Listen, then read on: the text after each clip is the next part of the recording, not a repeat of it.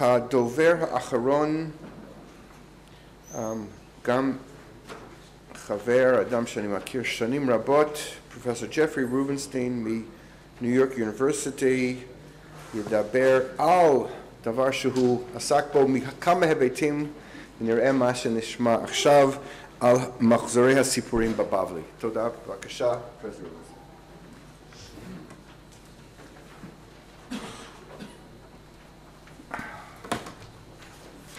תודה רבה, ואני מודה לפרופסור אהרון עמית על ההזמנה לבוא ולהרצות לפניכם באוניברסיטת בר-אילן ולכל מארגני הכנס.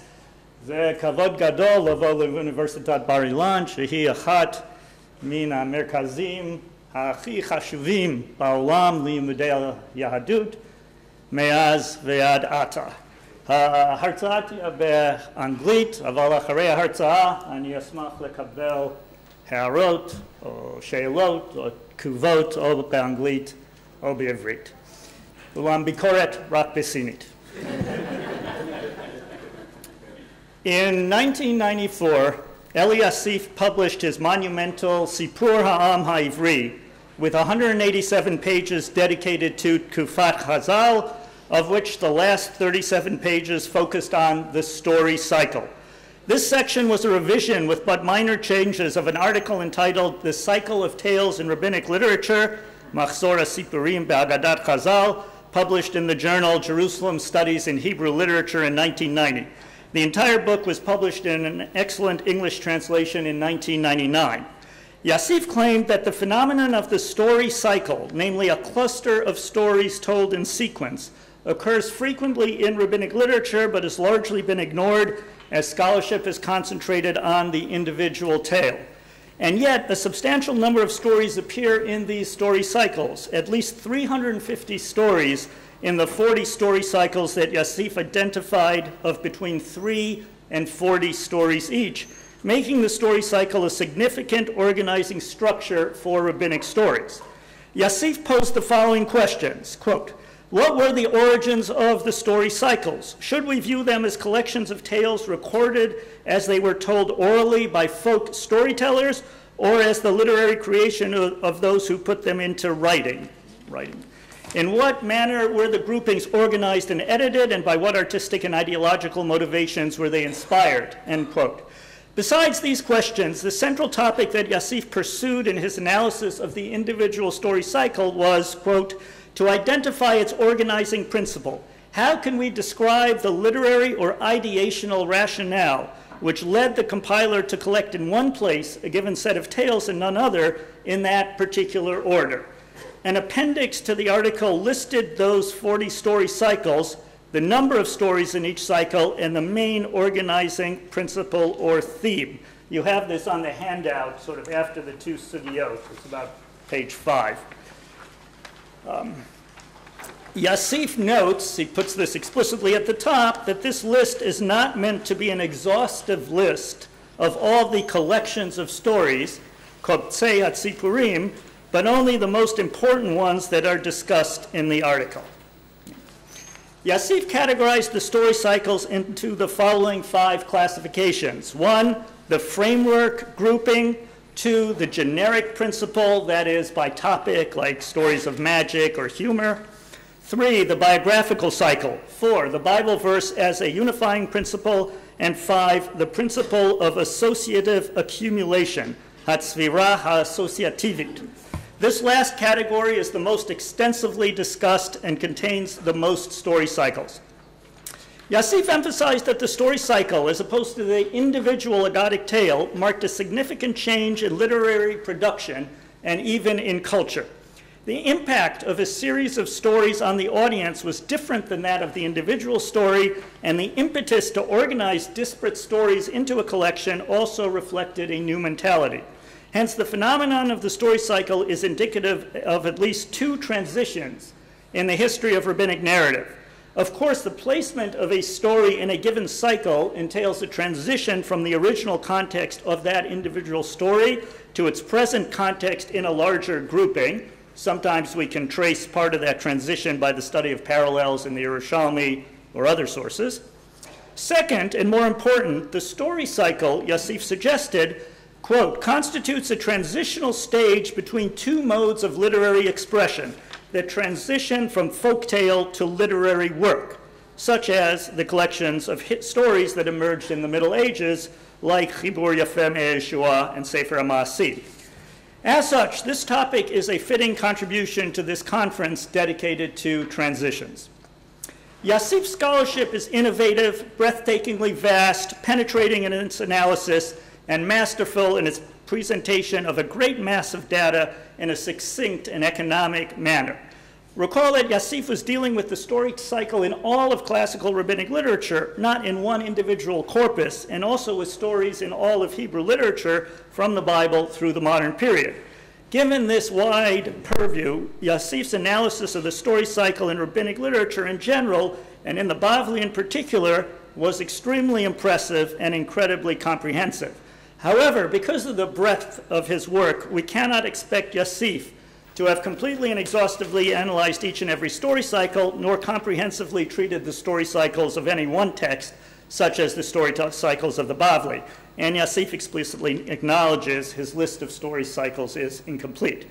Moreover, Yosef was primarily interested in folklore, as the title of the book proclaims, and his main approach that of a folklorist. This perspective led him to approach his material in specific ways and with certain notions, as opposed to other methods, although he is more attentive to the role of the compiler than in some folklore studies. The focus on folklore also led him to select his material in certain ways. We might say that although Yosef deals with the major story cycles of the Bavli, his study was not specifically focused on the story cycles of the Bavli. And in the almost 30 years since the publication of Yosef's article in 1990, the study of rabbinic stories has progressed a great deal, as has the development of critical methods, and we have benefited from many excellent studies of some of the individual story cycles Yosef identified. In this paper, I begin a comprehensive study of the story cycle in the Bavli, building on Yosef's pioneering work and pointing the way forward for a more detailed study. In this brief time, of course, I cannot explore each story cycle in detail or present all of the sources. Rather, I will set out what I see as the main issues that must be addressed and methodological problems that must be overcome. I will of necessity point out problems and deficiency in Yosef's work to illustrate the path forward, but this criticism should not be understood as impugning Yosef's brilliant scholarship at all, which had different goals and methods. Now, clearly, the first step in identifying the story cycle or the story collection, Kobet Sipurim, Yosef uses these terms synonymously, is the definition of this phenomenon. Yet this is no easy task. Yosef defines the story cycle as follows. The literary phenomenon I wish to discuss here is an unbroken sequence of tales. On occasion, a biblical verse or rabbinic saying comes between two tales, but these fall within accepted norms in almost all story groupings, including those outside rabbinic literature. And he proceeds to clarify, in all the story cycles discussed hereafter, the tales follow one another uninterrupted or nearly so, the compiler clearly not intending to break their continuity or intervene with a moral or with didactic sermonizing. Sipurim ba'im bazeh achar zeh beretzef bilti posek O'im hefsek mizari. Yosef distinguishes the story cycle from the solitary tale on the one hand, and what Yosef calls the agadic piska on the other hand, which is exemplified by Bavli Perek Chelek, which is peppered liberally with tales, sages' remarks, commentary and homily, expanded biblical tales, sermons, and so on, and in which the stories are not adduced for their own sake, but to serve the ethical ideas developed in the course of the discussion. But the compiler of this mass of agadic material, which I would prefer to call an agadic sugya, does not engage in telling tales for the sake of the narrative world constructed within them. Rather, he uses the tales to flesh out and develop his ideas. That's Yosef.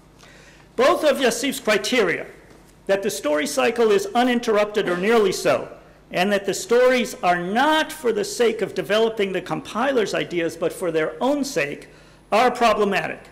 And in fact, some of Yosef's examples do not meet these very criteria. First, even if we acknowledge there's always some degree of subjectivity, the issue of how much an interruption is permitted before the cycle is not a cycle is a tricky question. When is a series of stories nearly uninterrupted, and when is it interrupted? When is the hefsek mizari, and when is it larger than mizari? The second criterion, that of the audience being immersed in the narrative world of the stories, quote, as opposed to their ideological significance, is also problematic. On the one hand, this strikes me as a false dichotomy. Often the narrative world of the story contains or includes their ideological significance, even if we would not wish to reduce the meaning of the stories to one particular significance. On the other hand, even the minor interventions of the compiler, the kind that Yassif tolerates, can focus attention on a specific didactic lesson or moral. One does not need to intervene with a moral or with didactic sermonizing to interrupt or perhaps disrupt the experience of the narrative world. So let me give a concrete example to illustrate the difficulties with these criteria and certain other challenges that confront the scholar in approaching this topic. The first collection of stories in the Bavli, number 10 on Yassif's list, is Brachot, Yud Chad, Aleph, and Bet, 3 stories that Yassif characterizes as Sipurei Meitim. And this is on pages 1 and 2 of your handout. I give you the Vilna printing for convenience, though this in itself is one of the issues that requires attention, as we shall see presently. That is, Yassif very rarely consulted manuscripts. I've included a couple manuscript variants here.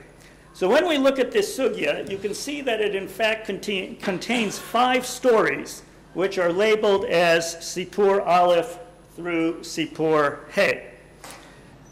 I assume that Yassif intends the last 3. He only lists 3 in this story cycle, as these are the most narrative, and there are a couple of stam comments separating the second story from the third, what I've labeled as the second and third, namely Bet 1 and Bet 2.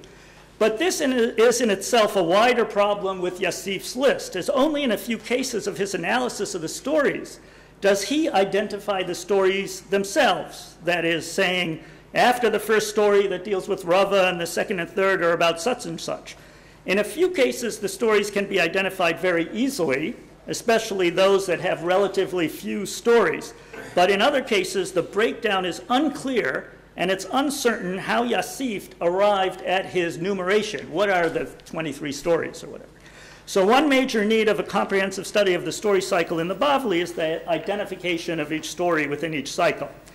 And let me mention, incidentally, that a major desideratum, or a major need of scholarship of Bavli stories, is a comprehensive list of all stories in the Bavli, which we still don't have. How many stories are there, and how many in each Masechet?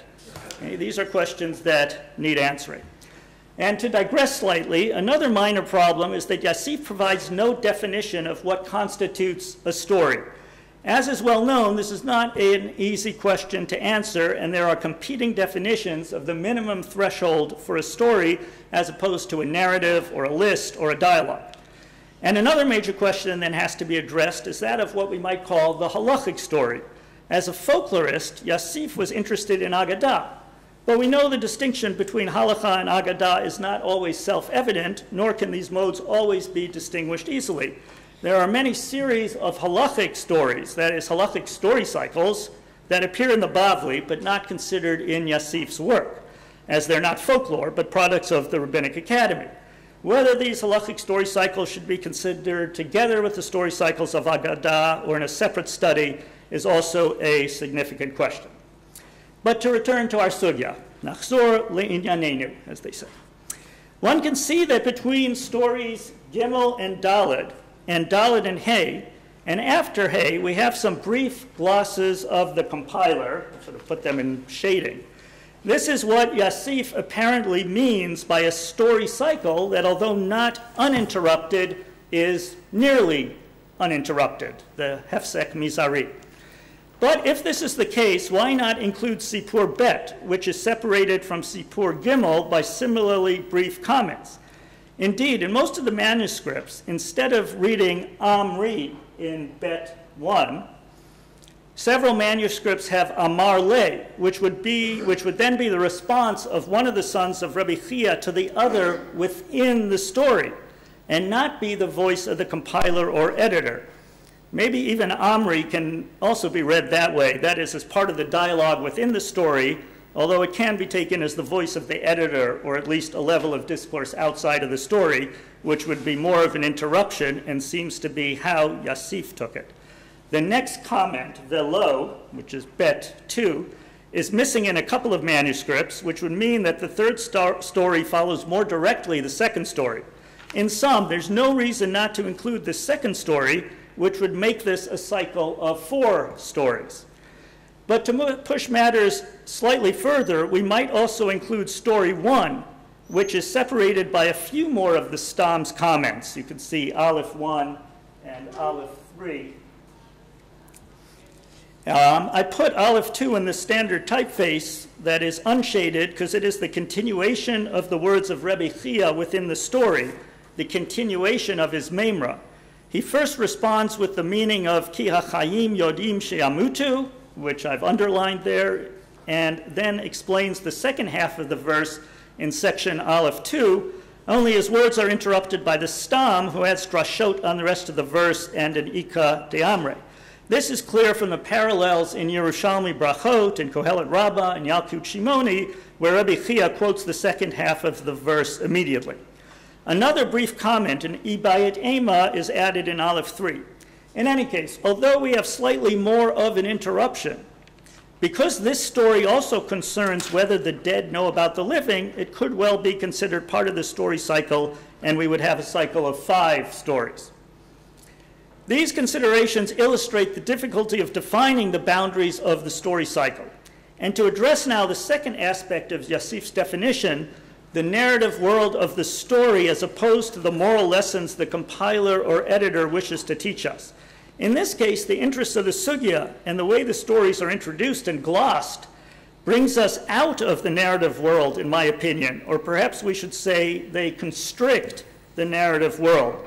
The framing comments in Bet 2, velo, that is, do the dead not know about the living, and the postscripts to the main 3 stories in Gimel 1 and Daled 1 and Hey 2, Alma Yadi or Alma De Yadi, and the comments in Hey 1, V'Salka Datach De Lo Yadi, all of these comments focus attention on this one specific issue. What do the dead know about the living? But this is not really the main point of Sipur Gimel, the famous story of the Chassid Beveit HaKfarot, as Ofra Meir, Aleh Shalom, argued in a very nice article about the different contexts in which this story appears. Likewise, the story about Avua de Shmuel is a complex story of which the deceased's knowledge of the living is but one aspect. In sum, brief comments like this, which qualify as nearly uninterrupted, can be more of an interruption that removes us from the narrative world that Yasif argued is created by the sustained series of stories in a cycle, whereas even longer comments may keep us in that world. So one issue that must be addressed is the definition of the story cycle. And I would suggest that the story cycle should still be considered intact when the interruptions between the stories are in the service of introducing or creating a segue or bridge to the next story. Only if material intervenes between the stories that has a different focus should we consider the stories not part of the story cycle, but an agadic sugya. But it also may be the case that not all story cycles can be subsumed under one definition, that there may be several types of story cycles that require different definitions and identifying characteristics. Hey, let us look briefly at one other example, although time doesn't permit a full analysis. This is Yasif cycle number 19 from Tubot 67b. By chance, Professor Gray talked about this earlier. Okay, the next 2 pages on your handout. Yasif lists 4 stories under the rubric Matan Le'ani De Machsoro. You can see that this sugya starts with 2 braitot, Aleph and Bet, and then 4 stories, including the famous story of Hillel providing a poor aristocrat with a horse and slave. Note that both story 2 and story 3 have brief commentary, including memrot after story 2. So this is certainly not an uninterrupted sequence of stories. After these 4 stories are 2 braitot, Gimel and Daled, and the first of these braitot is interrupted with a few comments, again, including Memrot of Rava and Rav Papa. Then come 5 more stories, the first 3 about Mar Ukba. 2 of these 5 stories, numbers 6 and 9, are in fact about Dei Machsoro. In 6, Mar Ukba sees a poor man to whom he gives 400 zuz each year. He sees the man squandering old wine for its fragrant scent, but decides that since the man is accustomed to such luxury, Mar Ukba doubles this amount. In story 9, Rabbi Hanina realizes the poor man is taking advantage of charity and does not need it. This is the danger of providing a large amount of charity that seems to be Dei Machsoro. I would argue that despite the interruption of the 2 Braitot, we have a story cycle of 9 stories. The 2 Braitot also deal with aspects of charity and relate to the stories that follow in mentioning those who have sufficient resources but refuse to use them and take from charity, as well as the issue of how to spare the poor embarrassment, which features in stories 5 and 8.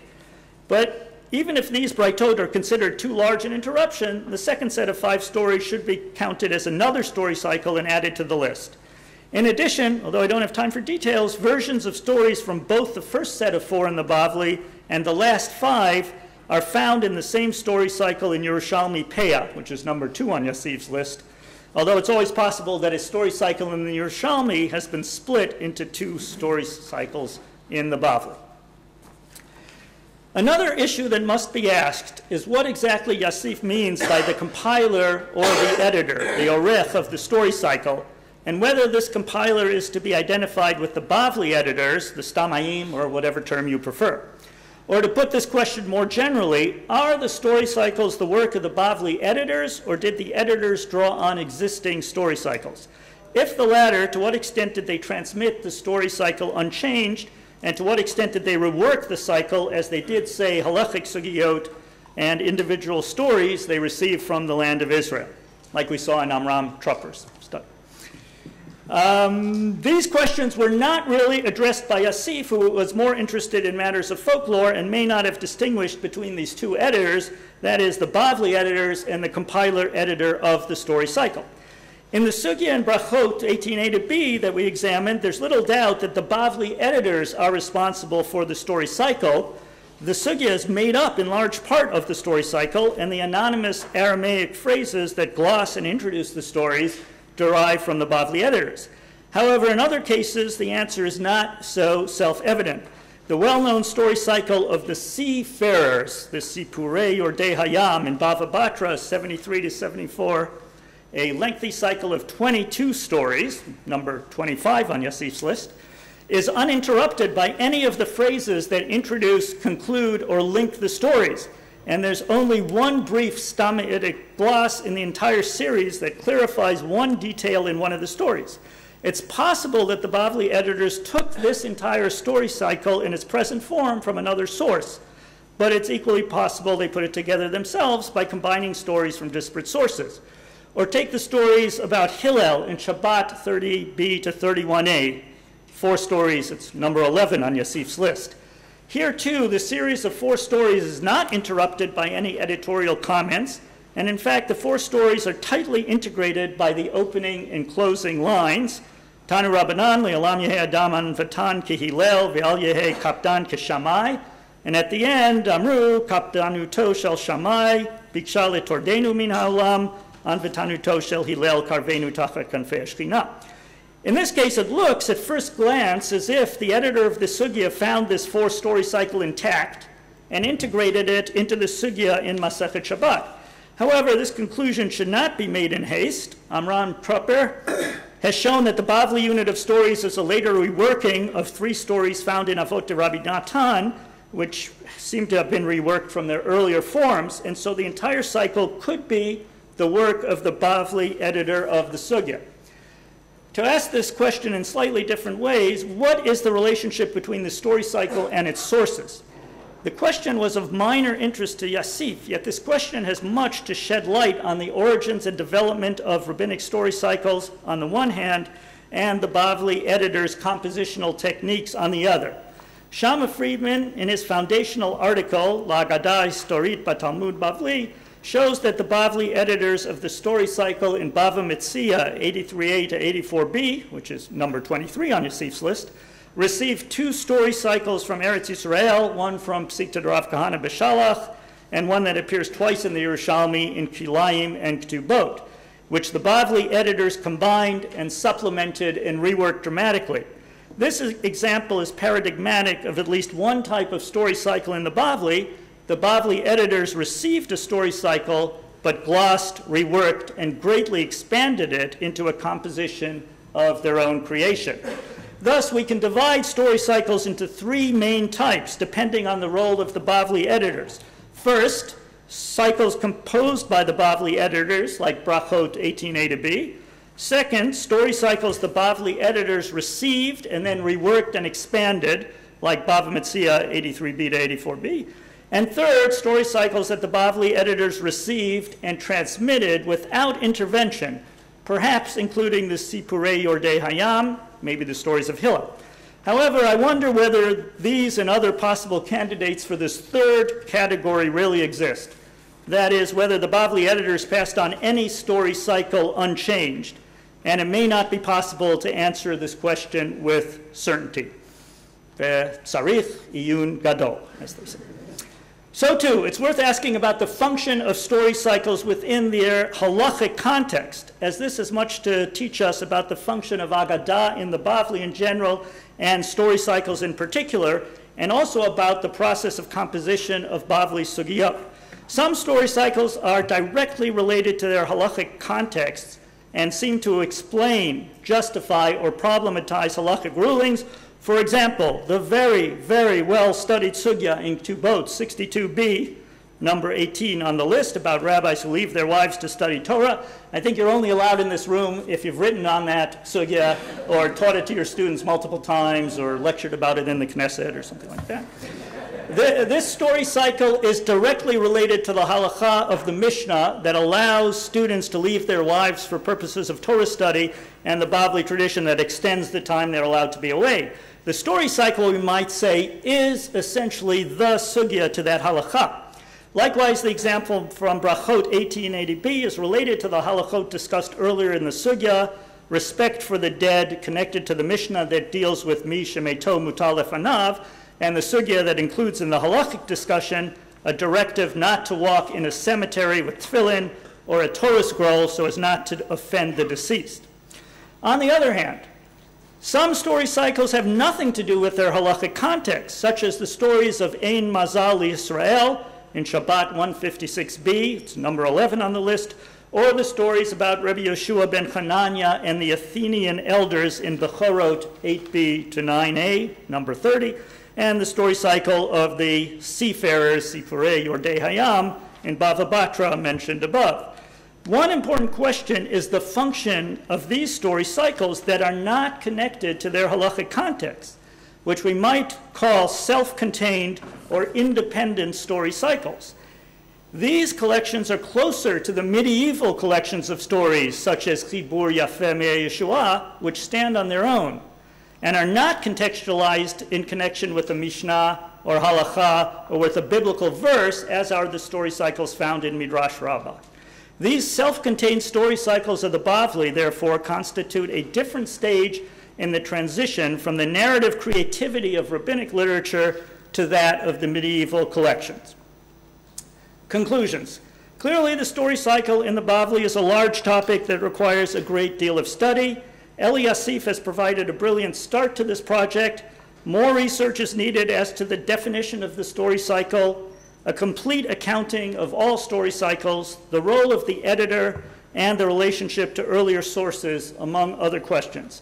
But such a study has much to teach about the transition of traditions from the sources of the Bavli to their contextualizations in the Bavli, and from the story cycles of the Bavli to medieval collections of stories where stories possess a cultural capital of their own, independent of halachic or exegetical contexts. Thank you.